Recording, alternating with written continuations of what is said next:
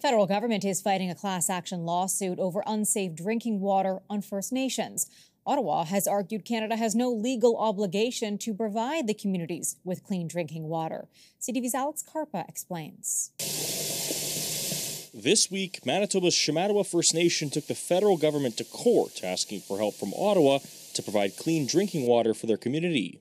All of the class members have gone at least a year without water they can trust from their taps. Under a boil water advisory since 2018, this remote community claims it's not only an inconvenience, but a violation of a fundamental right. They've lived under long-term drinking water advisories, and they say the federal government has an obligation to help them to get safe drinking water in their homes. Ottawa has argued Canada has no legal obligation to provide First Nation communities with clean drinking water. When they hear that safe drinking water for their community is a matter of good governance but not a right, I can tell you it's profoundly disappointing. All Canadians have a right to clean drinking water, and for one, I thought that we living in Canada, that as First Nations, we would have that right also. Around 70,000 people from 60 First Nation communities, including Shamattawa, have joined the class action lawsuit. Advocates say the crisis has dragged out far too long. I think if Brandon or Lloydminster or